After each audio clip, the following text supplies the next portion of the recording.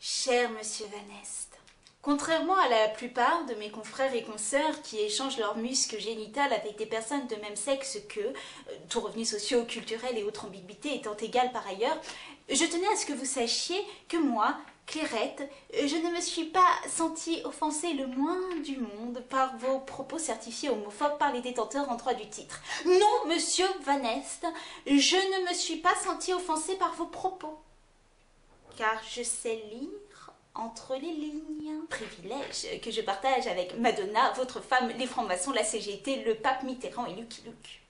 Enfin, Monsieur Van Est, j'ai très bien compris que si vous nous détestez tant, c'est que vous nous aimez trop. Ainsi, dans cette voix indignée à notre égard, je perçois toute votre passion. Dans ces lèvres qui tremblent, je devine un désir qui se tait. Dans votre colère, je vois l'adoration.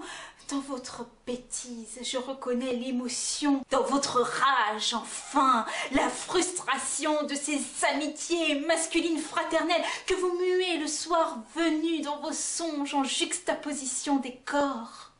Et quoi?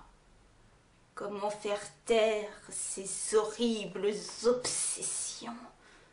En les tuant, bien sûr, à leur racine.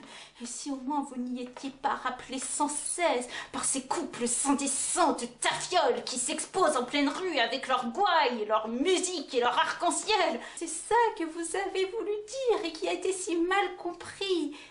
Pas assez de ces gays sont morts sous l'occupation.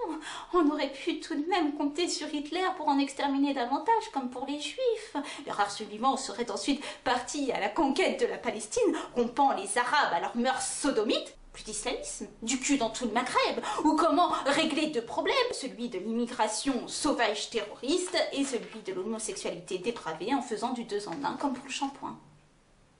Mais ça n'est pas le cas.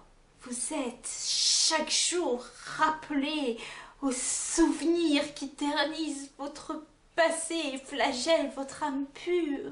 Dans vos songes, vous aviez le droit de prendre le rouge à lèvres de votre maman. Vous aviez pu rendre au petit Thomas ce baiser qu'il vous avait assigné dans la cour de récréation, vous disant d'une voix tellement sûre « J'aime pas les filles ». Vous aviez pu vivre cette attirance pour votre professeur d'éducation physique, si fin, si fuselé, si fort. Oh, vous vous souvenez au lycée, comme vous lisiez Rimbaud et Verlaine, imaginant toute la force de leurs ébats, apprenant chacun de leurs mots comme palliatif à la sexualité débridée qui vous habite. Mais non, Monsieur Van Est, vous ne m'avez pas cédé.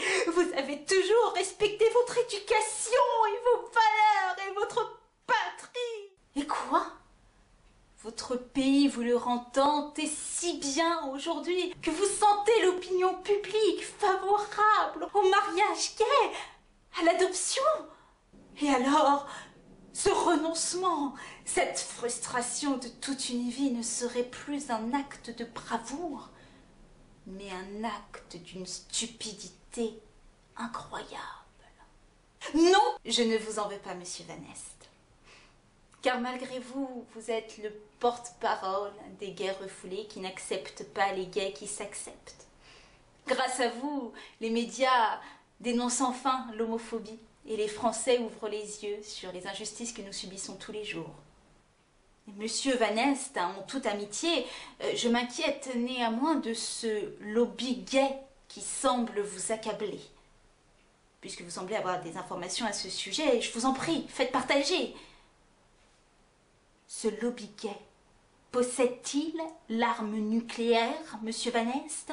Prépare-t-il des actes de résistance avec ponts écroulés et trains déraillés explicitement?